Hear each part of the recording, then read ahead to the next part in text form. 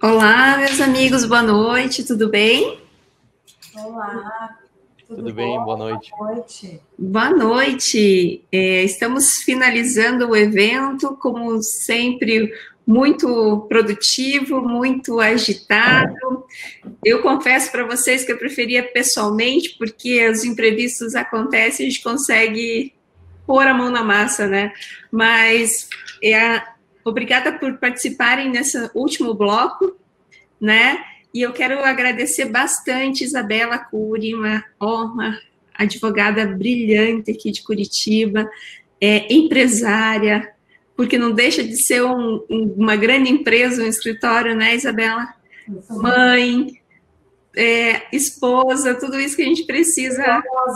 Curiosa, tudo junto, né? E o Rodrigo Borges também, um grande amigo de São Paulo, também advogado, e também militante, não sei se essa palavra é correta, mas entusiasta, estudioso, especialista na área de direito digital e direito empresarial. Na realidade, os dois atuam na área de direito empresarial, né? Me corrija se eu estiver errado. Eu gostaria de saber um pouquinho mais de você, Isabela. O que você espera desse momento que estamos vivendo e como que está a situação no escritório, a aplicação de LGPD e quais são os movimentos? Então, aplicação da LGPD no escritório. Estamos aplicando, né?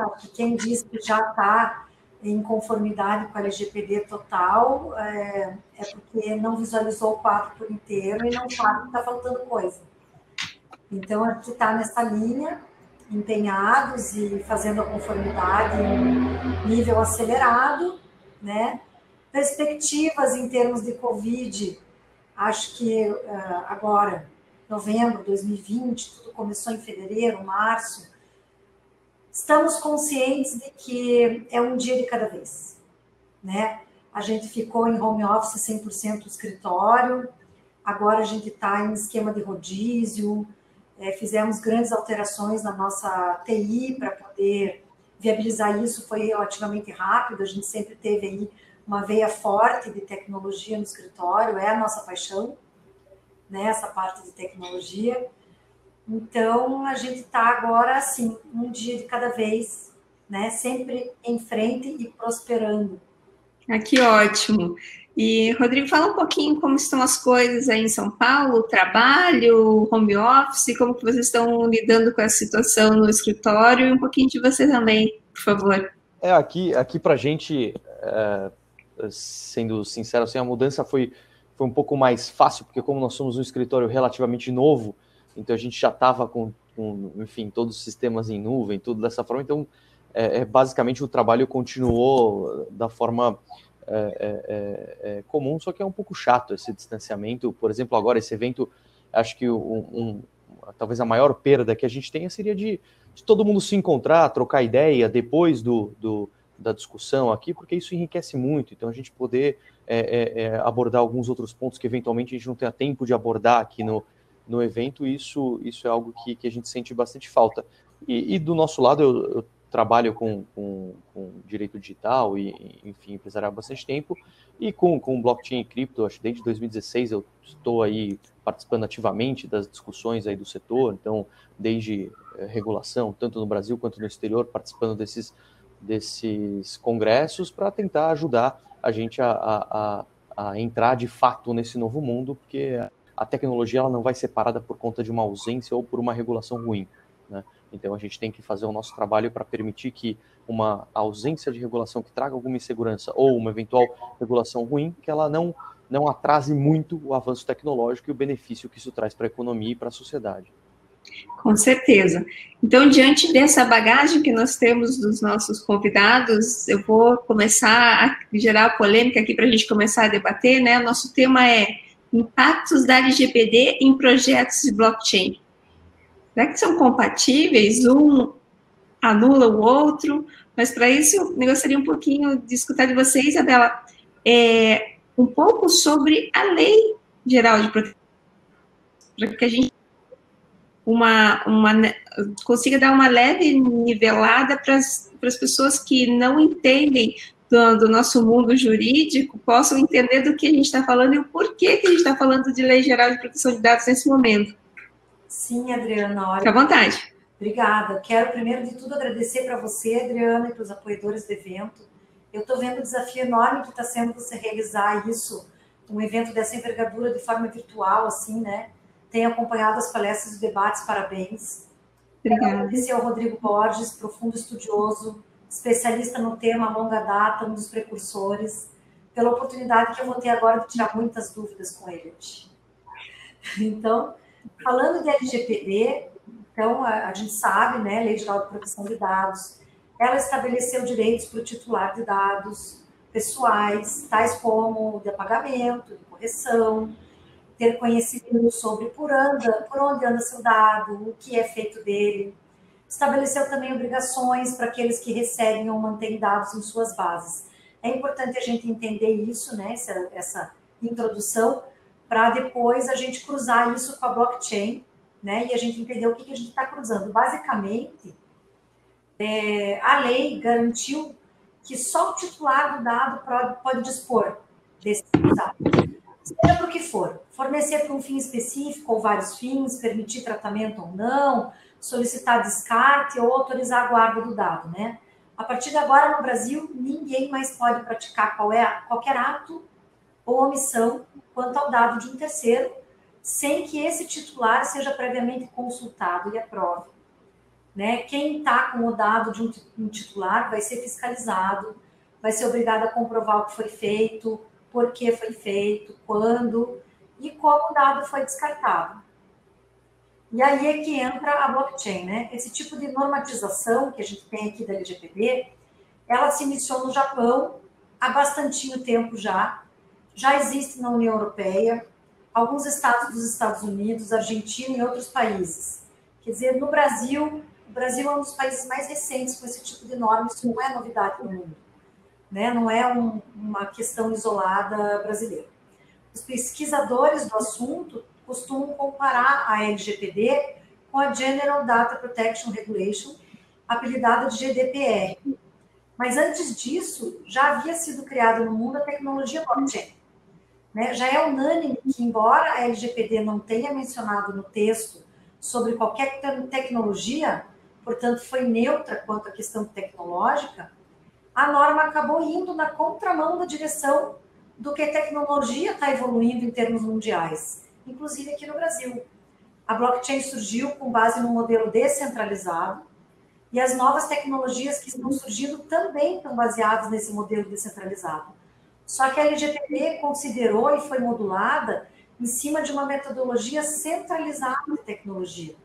Então, ao contrário do que está evoluindo o mundo atual em termos de tecnologia.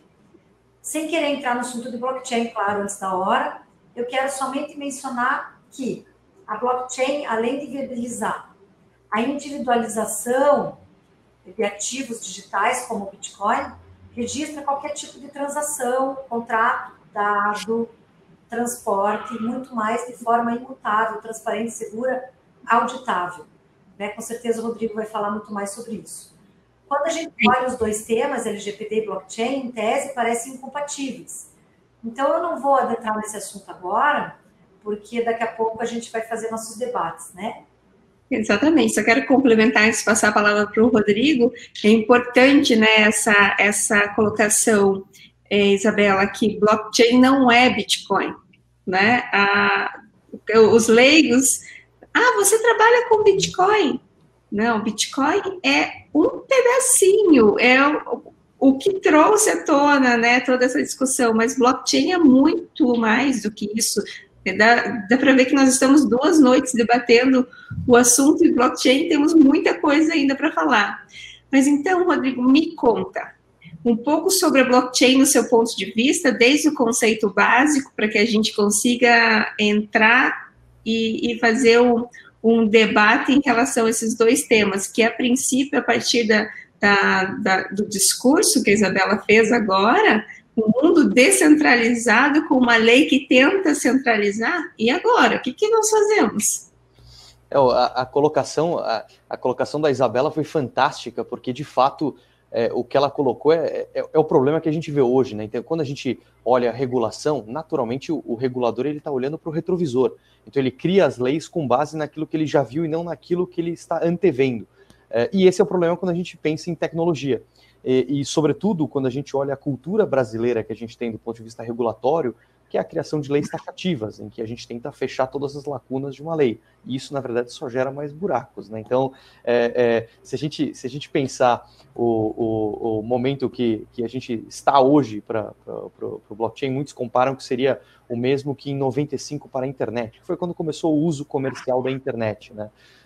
E antes disso, na verdade, a internet surgiu na década de 60, né, para troca de dados entre dois laboratórios. E imagina se alguém tivesse criado uma regulação naquele momento específico, determinando que a internet era simplesmente para troca de mensagens. Talvez a gente teria um atraso nesses avanços. E isso se reflete, por exemplo, na LGPD, na GDPR. GDPR é uma lei, a lei europeia, que entrou em vigor em 2018, mas ela é de 2016, e o blockchain a gente já tinha alguns casos de uso bastante interessantes, com a LGPD ainda mais, considerando a data da sua promulgação em 2018, e ainda assim essas questões não foram abordadas pelo regulador. E quando a gente fala em blockchain, na verdade a gente está tratando de uma arquitetura, então um sistema distribuído no qual você não tem uma entidade que controla aquela rede. Então o que significa isso? Que as informações armazenadas nessa rede ou compiladas nessa rede, elas estão distribuídas em vários pontos, o que dá uma maior segurança à rede, porque uma vez que atacado um determinado ponto, digamos assim, da rede, ela não cai, porque todos os outros possuem uma cópia idêntica e completa de toda a rede. E somado a isso, você tem as informações que são armazenadas em blocos, por isso o nome blockchain, e conectadas umas às outras, formando uma corrente de blocos com informações de transações, e quando a gente fala de transações, são transações de dados que podem representar os mais variados ativos, como a gente vê hoje, as mais variadas naturezas, e por essa razão ele tem o seu valor, porque permite que você faça transação, transferência de dado, transferência de valor, sem a necessidade de um intermediário, de forma direta, o que a gente chama de P2P. Acho que basicamente, e é essa a grande sacada da blockchain, que é permitir a facilitação dos negócios, a interação entre a troca de valor entre pessoas, sem a necessidade de um intermediário de confiança ali para validar essas transações, que era um problema que se tinha no passado. Certo. Né, assim como a Adriana falou, e o Rodrigo agora bem colocou, ficou bem claro aí nessa explanação dele, que o blockchain surgiu por causa do Bitcoin, né? Mas ele tem milhares de outras aplicações, inclusive a minha linha de pesquisa é justamente a aplicação do blockchain fora das criptomoedas, que é o que mais me encanta aí.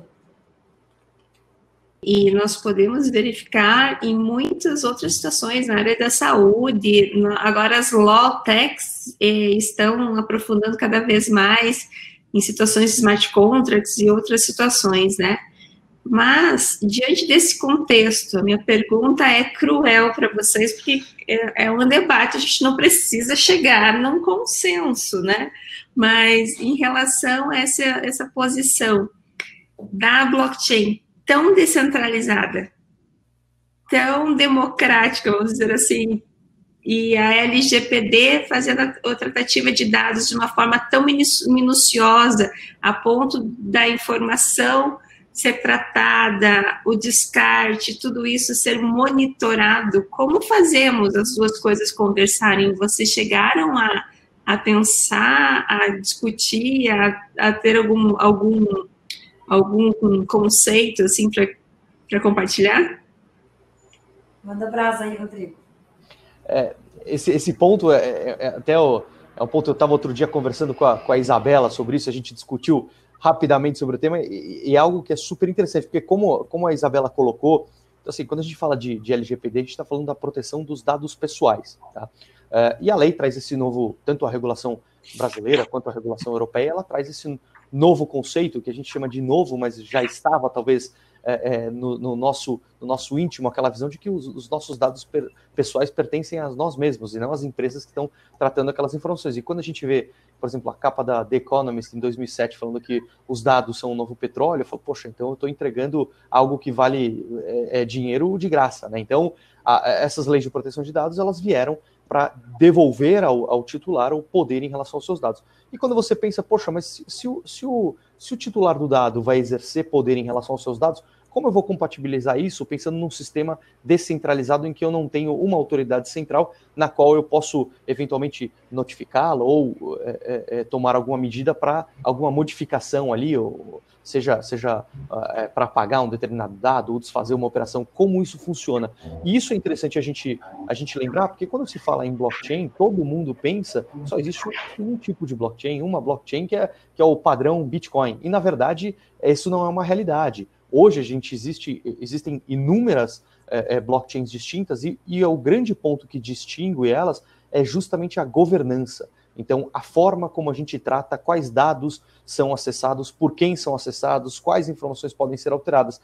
E isso é algo que é pouco discutido, eu ainda vejo no mainstream, então trata-se como se blockchain fosse só a blockchain do Bitcoin, o que não é uma realidade. Então, hoje já existem mecanismos que a tecnologia permite para que a gente consiga adequar um determinado projeto à lei de proteção de dados utilizando a tecnologia blockchain. Então, quando a gente fala genericamente se é compatível ou não é compatível, eu acho que é absolutamente compatível, mas é necessário você analisar o caso a caso para entender qual é a arquitetura, qual é a regra de governança que aquela rede blockchain está utilizando. Então, se a gente for pensar, bem rapidamente aqui, mas se a gente pensar os principais tipos, então eu tenho uma rede pública, vai pensar a rede do Bitcoin, que é em que qualquer um pode se juntar à rede e que ela é não permissionada, então qualquer pessoa pode ter acesso a todas as informações ali lançadas na rede. Por outro lado, você tem algumas outras redes de sistemas de blockchain que eles são privados ou fechados, em que só alguns determinados participantes podem acessar ou participar daquela rede, como as blockchains que vêm sendo utilizadas, por exemplo, focadas no setor financeiro. Então, você tem hoje consórcios de empresas formando blockchains para serem utilizadas no mercado financeiro. E são blockchains privadas que têm essa diferença de governança. E também elas trazem regras serem redes permissionadas, em que só pessoas pré-determinadas podem participar do processo de consenso. Então, assim, acho que é importante a gente lembrar que existem vários tipos de blockchain e é a governança que vai fazer justamente essa diferença. Então, é possível, sim, compatibilizar com LGPD e GDPR. Não sei o que a Isabela acha nesse aspecto. Sensacional isso que você falou em governança. Peguei ali esse termo, essa palavra, achei perfeito para aplicar nisso, né? Eu, particularmente, encaro o tema sobre duas óticas que são compatíveis, né? Uma, a depender da natureza da rede e das transações realizadas. Eu entendo que sim, é possível compatibilizar o exercício pleno dos direitos do titular de dados com a tecnologia blockchain.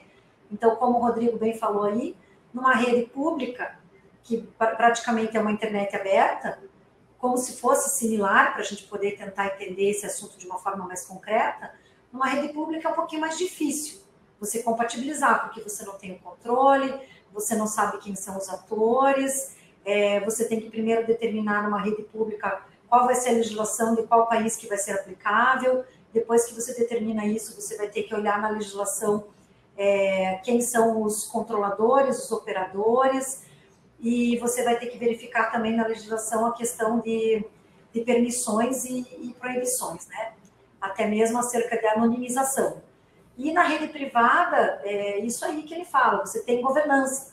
Na rede privada, você tem relação jurídica estabelecida, você tem como fazer termos de controles em que cada um se responsabilize. Então, na rede pública, quando você fala de aplicação do LGPD para a questão de controle de titular de dados, você não consegue, você vai justamente fazer o que o Rodrigo disse, retrovisor.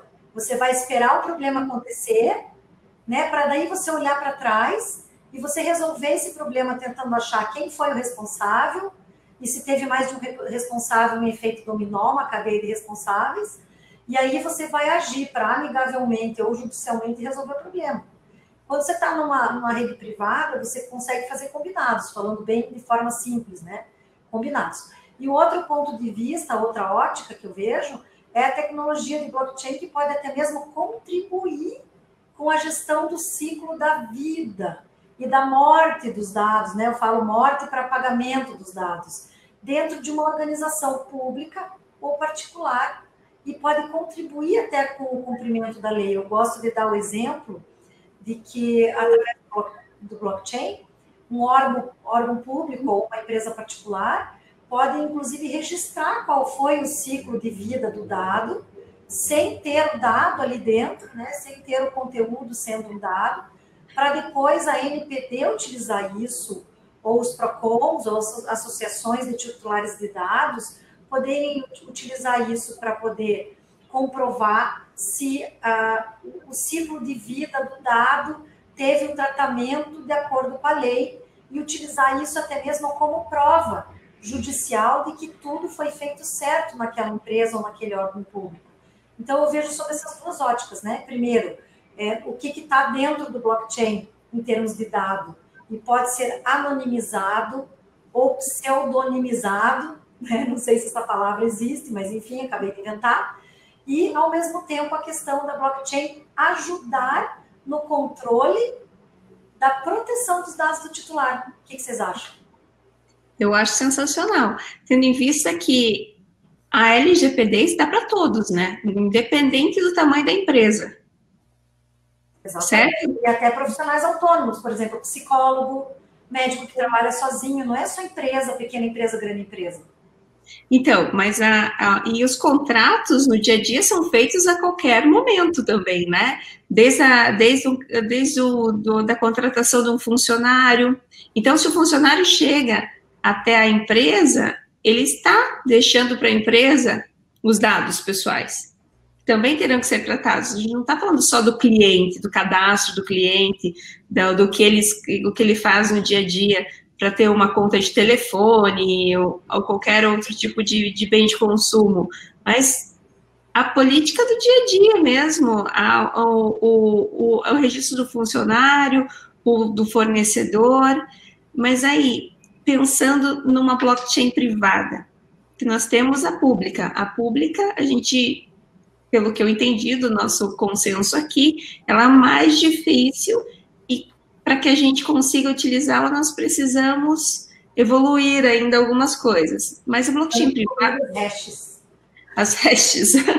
Na blockchain privada, nós podemos, sim, colocar uma política de privacidade, termos de uso, tudo isso quando for realizado um cadastro. Mas para o pequeno empreendedor, o que se aplicaria a blockchain nesse sentido? Seria caro ou não? Acho que tem algumas coisas, né, para se pensar. Então, só dando um passo atrás, que na fala de vocês eu lembrei de uma coisa aqui que eu esqueci de comentar, que acho que semana passada, se eu não me engano, o próprio Banco Central entrou nessa discussão que a gente está tendo aqui. Então, ele publicou o relatório de impacto LGPD do Banco Central. E lá, dentre as frases lá do Banco Central falando sobre a LGPD, tem uma frase que me chamou a atenção, que ele fala assim: o dado pessoal não deve ser armazenado em blockchain. E eu achei curioso, porque, como a gente está discutindo aqui, existem vários tipos de blockchain com regras de governança diferentes, mas talvez isso não tenha sido avaliado ou analisado, considerado para fins de estudo do Banco Central. E nessa, ou talvez nessa linha, até um ponto para fazer um parênteses aqui, que quando a gente está falando de blockchain aqui, só para a gente está evitando não cair em preciosismo, então a gente está falando de DLT em geral, a gente não está especificamente, senão começa aquela discussão, rede privada não é blockchain, enfim. Então, assim, a gente está tratando igual falar que aparelho de barbear uma determinada marca é a mesma coisa, a gente está tratando dessa forma para facilitar quem está nos assistindo, para a compreensão ficar mais fácil, tá? Então, e aí, voltando ao que a Adriana comentou, então, assim, de fato, a LGPD, então, as leis de proteção de dados, elas se aplicam a tudo e a todos que tratam dados para fins, isso a Isabela me corrige se eu falar uma bobagem, mas para fins econômicos. Então, se eu tratar, por exemplo, um estudo, por uma pesquisa que não tem a finalidade econômica, mas tem a finalidade ou jornalística, até eu não entro nessa questão não tô restrito ali às regras da LGPD. Mas, se a gente pensar, então, um negócio, que eu estou coletando dados e eu vou utilizar uma rede blockchain, por alguma razão, o meu sistema vai utilizar dessa tecnologia. Poxa, existem formas e formas, até tem um estudo da União Europeia, o Parlamento Europeu, quando ele enfrentou essa questão depois da entrada em vigor da GDPR, que ela entrou em 2018, então o que a gente está discutindo agora, eles já estão discutindo há 2 anos, né, essas questões, até porque na Europa os projetos em blockchain estão numa fase um pouco mais madura que aqui no Brasil. E lá, nessa discussão, tem um estudo do Parlamento Europeu que ele trata dessas questões que a gente falou, dos diferentes tipos de blockchain, e ele fala o seguinte, poxa, além disso, os dados pessoais, você não precisa necessariamente tratá-los ou disponibilizá-los, registrá-los em blockchain. Você pode fazer o que a gente chama do registro off-chain. Então, o que for dado pessoal, você faz o registro dele fora da rede, fazendo uma referência para que determinados atores tenham acesso àquela informação e ela fica protegida de forma restrita. E aí por regras criptográficas, etc. Ou ainda a utilização do que a gente chama de sidechains, então outras redes em paralelo, que o dado não se cruza e a informação não fica disponível para todos. Então, assim, é muito curioso. Tem muita alternativa, eu, pelo menos, acredito que tem muita alternativa para isso acontecer. Caso contrário, a gente não teria tantas empresas, tantos negócios continuando discutindo a implementação ou a utilização da tecnologia blockchain, de sistemas em blockchain, para tudo quanto é negócio. Caso contrário, a gente já teria parado com isso, porque a lei no Brasil de proteção de dados ela é nova. Na Europa, ela está desde 2018 em vigor. Tá? Então, assim, é algo que é absolutamente compatível. Em relação ao microempresário, eu confesso que eu não faço a menor ideia em termos de custo, porque a gente sabe que um gargalo que a gente tem no Brasil é desenvolvedores, então ainda é uma mão de obra extremamente cara, então é uma dificuldade que a gente tem essa. Então, para você construir uma arquitetura e outra, blockchain ele não serve para tudo, não adianta eu ter um negócio que eu não tenho múltiplas partes, eu não tenho transações entre vários atores, eu utilizar a rede blockchain, porque talvez eu vou ter eu vou estar utilizando uma Ferrari para correr no Autorama, então precisa adequar ali o que você vai fazer. Então, Rodrigo, é isso aí mesmo. Penso da mesma forma, é como se um microempreendedor for querer contratar um sistema SAP. Exatamente. E de 10 negócios, não faz sentido, né? E também, agora que vocês, a Orientena, não sobrou nada para falar, eu vou voltar no assunto do Banco Central que você colocou em tema aí, né? Que por isso que teve tanta disputa e tanta dificuldade para estabelecer mesmo, inaugurar a ANPD, Agência Nacional de Proteção de Dados, porque justamente havia a briga de, tá, então se tiver ANPD, as demais agências reguladoras, que o Banco Central não é uma, mas é similar, vão poder ou não normatizar o assunto, regulamentar o assunto. Não, no meu entendimento, eu trabalho com instituição financeira, Banco Central, fintech, tudo também. A minha visão, não cabe o Banco Central dizer o que pode ou não estar em blockchain, porque a blockchain não é aplicada exclusivamente para fins financeiros. Sim. Ele pode pegar a LGPD, ele pode pegar a regulamentação que vai vir da NPD e ele pode detalhar aquilo sem ser contraditório em relação àquilo. Concorda comigo? Então, assim, o Banco Central dizer se pode ou não pode colocar dado em blockchain complica um pouco o nosso debate aqui, e penso também que, em determinados casos, eu até quero te ouvir sobre isso, Rodrigo, em determinados casos, tem que haver dados em blockchain. Depende para o que você vai usar esses dados, né? E em determinados casos, você não deve ter os dados no blockchain. E você vai usar o blockchain como apenas um meio de prova. Falando aqui como advogado contencioso, né? Você vai usar a blockchain como meio de prova. Sim. Eu acho isso perfeito, Isabela, o que você colocou, e até, assim, hoje, uma das principais aplicações que se discute, e tem até a Tatiana Revoredo, que é uma grande pesquisadora do tema, um dos pontos que mais se discute hoje, tem vários estudos do TCU, enfim, de vários entes do governo, a gente ter uma identidade soberana digital em blockchain. Então, tem dado mais pessoal do que a sua identidade, seus dados personalíssimos, ali sua foto, seu RG, seu CPF, todos os seus dados de identificação. Então, assim, e a gente fala ainda, pensar em ter um sistema de prontuários médicos, então, pegar os dados, os seus prontuários médicos e unificar em uma plataforma em blockchain para facilitar o acesso.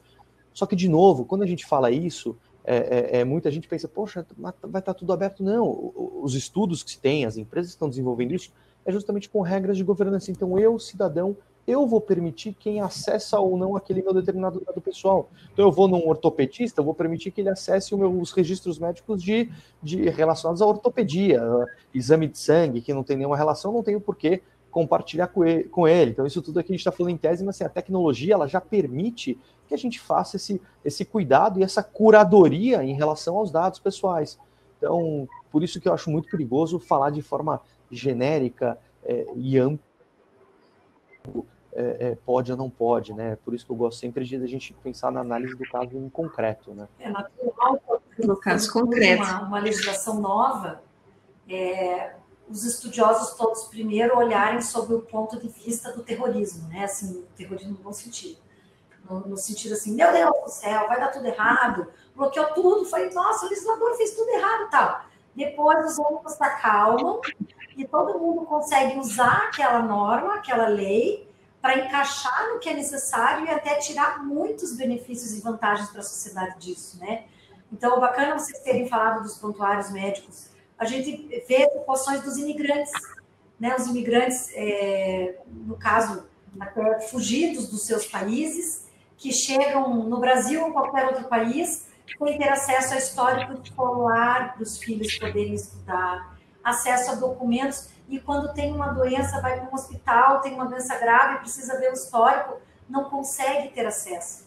Então, assim, LGPD e blockchain podem sim juntos ajudar nisso, certo? Com certeza. Nós podemos fechar, né, que nosso tempo, os 45 minutos estão quase acabando, gente. Acabou de começar, mas a gente pode fechar dizendo que não tem receita de bolo. Nós temos que pegar a situação, o caso concreto, analisar, tanto que eu provoquei vocês, né, da questão do custo da situação. A gente não tem noção exatamente de quanto custa implementar. A própria Isabela falou assim, como implementar uma SAP na padaria, que só tem um padeiro e um caixa, né? Então, assim, mas... dependendo da situação, LGPD se aplica. Por quê? Porque tem finalidade econômica. O padeiro foi contratado, logo tem os dados do padeiro para serem guardados, né? Mas não se aplica a um blockchain nesse sentido, a não ser que nós pegássemos o pão dessa padaria e quiséssemos saber quanto tempo ele vai ficar fresquinho e o caminho que ele vai percorrer até chegar na mesa do café do consumidor. Então, a rastreabilidade disso. Então, quando a gente fala em blockchain, vai muito além, a caixinha aqui das ideias pode ir longe. Em relação à LGPD, já é uma coisa mais taxativa, né? Se a gente pegar lá no artigo 5º, eu acho que artigo 5º, inciso 10º, fala o que é tratamento de dados. É uma lista. O legislador não economizou no que é tratamento de dados, simplesmente tudo. Então, é uma coisa que a gente ainda tem muita coisa para explorar, para comentar. Enquanto não cortarem a gente, eu vou falando. Eu quero fazer uma pergunta para o Rodrigo. Eu falei que eu ia explorar ele aqui. Deixa eu só comentar um negócio que a Adriana falou que eu acho super legal, que assim, tudo isso que está surgindo mostra, nós três aqui somos advogados, né? Então, assim, é algo que eu acho muito rico, isso porque nós, advogados, passamos a discutir questões que talvez na verdade, a gente não está lendo uma lei e aplicando aquilo, a gente está construindo em conjunto com os nossos clientes como implementar o seu modelo de negócio e tentar enquadrar nas leis que já existem, né? Enfim, porque existem algumas regras ali que naturalmente vão, seja LGPD ou outras, que vão, de certa forma, ali contornar o negócio dos clientes, mas a gente está em um mercado novo, desenvolvendo novos modelos de negócio, que isso exige um conhecimento técnico, jurídico do advogado enorme e uma criatividade grande, para a gente poder auxiliar os clientes para desenvolverem nesse mundo cinzento que a gente tem de muitas coisas, para que os negócios possam parar de pé e se desenvolver. Porque acho que é muito fácil, e isso é legal dessa discussão que a gente está tendo, porque é muito fácil para o advogado, a qualquer pergunta de dúvida, falar não. Falar não para o cliente, mas não é isso, a gente tem que desenvolver junto, trabalhar em conjunto com o cliente, ajudar ele a desenvolver. O clássico depende. Depende. Exatamente. Eu estava assistindo uma palestra anterior do Alan Lopes, advogado aqui também de Curitiba, e ele estava falando sobre a aplicabilidade, né, da blockchain no direito e outras situações, e ele comentou o seguinte: há uns 6, 7 anos atrás, uma cliente entrou no meu escritório e falou: doutor, eu quero aplicar isso na minha empresa, mas o que é isso? Blockchain. Ele olhou com uma cara de espanto e falou: eu não sei do que se trata. Aí ela falou: nossa, parabéns, doutor, por admitir. Desde então, ele não parou de estudar. O que eu trouxe para mim nessa frase? Que o advogado, além das leis do nosso ordenamento mudar corriqueiramente e sempre ter uma norma nova, uma situação nova, órgãos sendo criados, como nessa situação aqui, que é um órgão específico, né, a ANPD, para cuidar disso, né? A gente tem que estar atualizado, lendo muito, vendo tudo, a tecnologia vem e nós temos que entrar com a tecnologia também. É uma profissão que exige atualização constante, né? Eu vi uma charge também, né, de uma programadora. Eu não aguento mais. Toda vez que eu vou dormir, eu sinto que no dia seguinte eu estou muito velha, porque à madrugada inventaram um monte de coisa. E assim, para nós, o direito também, né? Mas isso é perigoso também pra caramba, porque pode dar aquele fear of missing out, né? Então, o medo de você estar perdendo as coisas, você vira um maluco, né? Então, tem que saber também falar: poxa, não dá para eu saber tudo, né? Tem que escolher, né? A gente, o Rodrigo, assim como eu, é advogado empresarial, corporativo de vida inteira, né? E a gente, como advogado corporativo, a gente sabe que não adianta estudar só o direito. Você tem que estudar negócios, você tem que estudar governança, você tem que estudar tecnologia. E eu tenho visto nos boards, né, o Conselho de Administração, eu participo de boards como conselheira, e ao quanto está sendo difícil a gente colocar na pauta do Conselho de Administração da empresa o assunto tecnologia. Já está sendo difícil colocar LGPD, que já está em vigor, né? E a gente querer colocar coisas como a blockchain é uma coisa maravilhosa. A gente tem o Rodrigo aí, trabalha muito fortemente no dia a dia, na prática, com isso, com os clientes dele, mas ainda é difícil colocar na pauta dos boards, certo? Então, eu quero só deixar aqui uma indicação bibliográfica sobre o assunto LGPD com blockchain, que é da Renata Baião, dá para encontrar no link do TJ de São Paulo, Cadernos Jurídicos número 53. Lá tem bastante assunto sobre esse tema nosso. Tem o link? Daí nós colocamos no chat. Eu não coloquei o link aqui, mas eu mando para você depois, você pode colocar. Então, no TJ de São Paulo, Cadernos Jurídicos número 53, edição de janeiro e março de 2020. Não tem só o artigo dela, tem vários outros sobre isso. E também agora eu queria fazer minha provocação, se der tempo, para o Rodrigo. O pessoal respondeu aqui que a gente... a Alana Guiar, que cuida do tempo, ela escreveu assim: mandem ver, logo vamos tocando. Vamos lá. Sabe, Rodrigo, pensando assim sobre as formas, como que a gente pode fazer transações, comprar numa loja. Vou colocar um exemplo prático aqui. Comprar em loja virtual ou física, sem precisar dar todos os dados de uma forma, CPF, endereço, data de nascimento. Eles perguntam até coisas que não precisam, qual é o seu sexo, etc, etc, etc, né? Então, assim, a gente usar a blockchain e os conceitos que a blockchain trouxe para o nosso mundo, como o de hash, para a gente poder ter um tempo limitado de uso para esses dados que a gente dá em compras. Por exemplo, assim como você tem a hash aí, que eu quero pedir para você falar, porque você vai conseguir transitar nesse assunto de hash muito melhor do que eu, a gente fazer uma hash, o mundo fazer uma hash com os dados que você precisa, igual um cartão virtual de crédito, sabe? Quando você vai fazer lá uma compra virtual, você entra no site do teu banco imediatamente, você emite um cartão virtual, você usa o cartão virtual para aquela compra e acabou aquele cartão virtual. Por que eu não posso fazer isso com meus dados utilizando uma hash? Mas isso que você falou, Isabela, é super legal, porque como eu comentei anteriormente, a Tatiana Revoredo, que está fazendo esse estudo com o Tribunal de Contas da União, um dos estudos que eles têm é justamente isso, que é o que eu falei da identidade digital única e soberana, que seria a possibilidade de você... Eu vou contar um exemplo rápido para vocês aqui, que de fato aconteceu comigo, é um parto. Então, assim, minha mãe se divorciou, mudou o nome dela, eu tive que mudar o nome dela no meu RG, na minha certidão de nascimento, na minha certidão de casamento, na minha CNH, no meu passaporte, no meu visto. Então, assim, eu tenho 500 mil documentos para identificar a mesma pessoa. Se fosse algo simplificado digital, de uma forma, por exemplo, utilizando a tecnologia blockchain, que é segura, já se provou ser segura do ponto de vista de segurança da informação, então eu poderia ter esses dados de uma forma digitalizada e eu permitir o acesso a quem eu alterar essa informação, obviamente. Então, bate no governo, alterou o nome do fulano que impacta no meu documento, bate para mim lá, eu autorizo, altero automaticamente, resolvido. E aí eu abro as minhas informações para quem eu quero, a depender do que for necessário. E aí, se você pensar, isso acabaria com a necessidade da gente ficar fazendo 1000 cadastros em sites que a gente faz. Porque eu vou entrar no site, eu tenho que dar os meus dados toda vez, eu tenho que criar uma senha nova.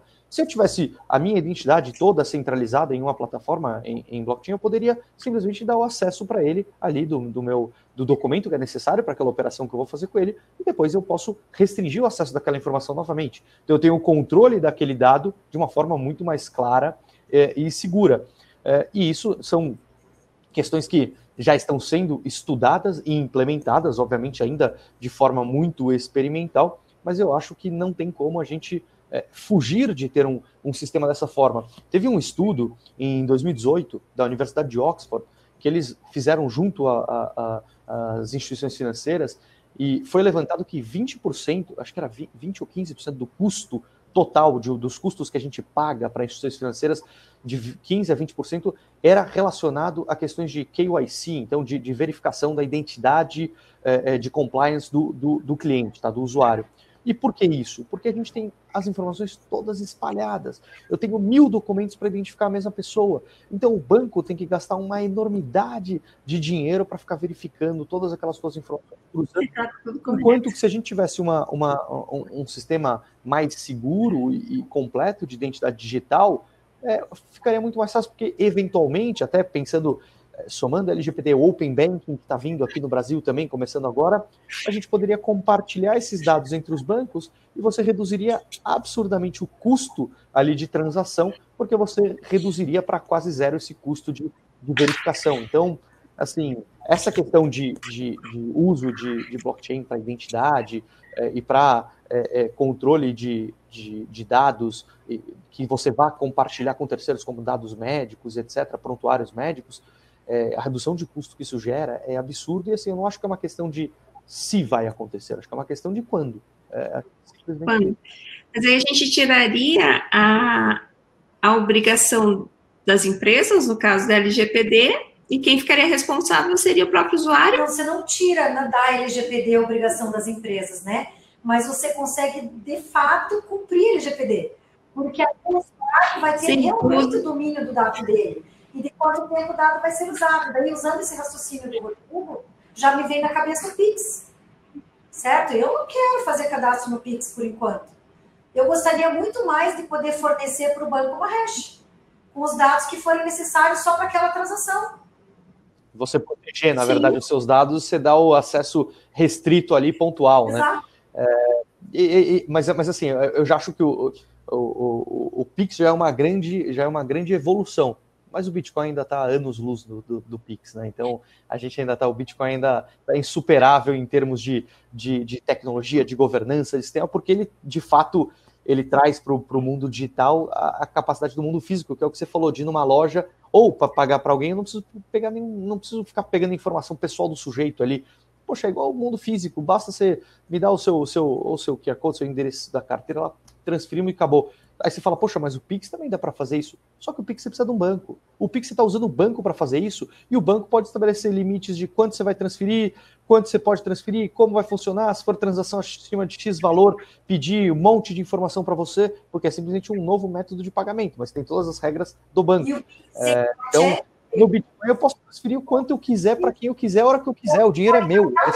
Pelo Pix. Pelo Pix, alguém pode captar meus dados. Tem uma fraude igual, tem fraude em qualquer outra coisa relativa a banco, só que aumentada. Né? Se eu tivesse Pix com blockchain, nota 10. Aí nós vamos ter outras discussões, porque daí nós podemos puxar o fiozinho do Pix e ir para a CBDC, né? E também, eu acho que a gente tem muita coisa para falar. Mas eu vou agradecer vocês hoje, então, muito obrigada. Mas, por mais que a gente converse sobre isso muito tempo, cada plantinha, cada gotinha que a gente vai discutindo, vai surgindo novos links na cabeça da gente e outras curiosidades, né?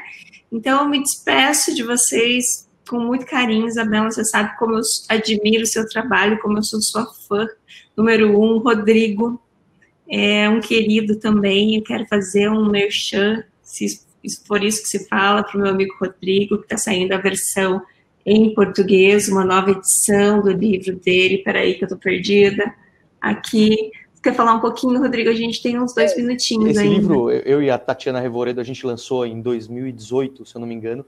É um livro sobre regulação de criptoativos. A gente fez um apanhado de como a regulação ao redor do mundo trata do assunto.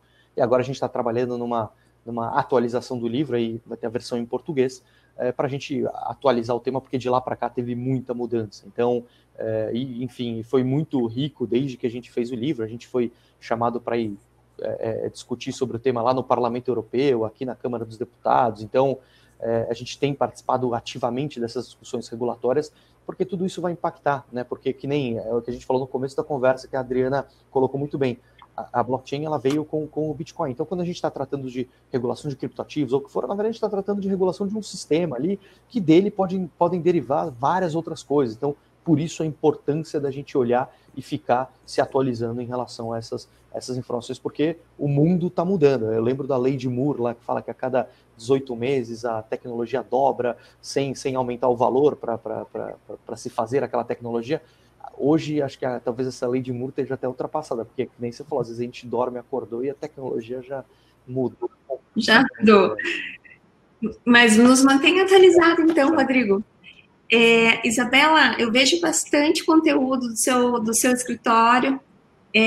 Eu recebo pelo WhatsApp, eu não sei se tem outras formas de divulgação. Aí só me atualiza, que depois eu coloco à disposição dos nossos ouvintes aqui como a gente pode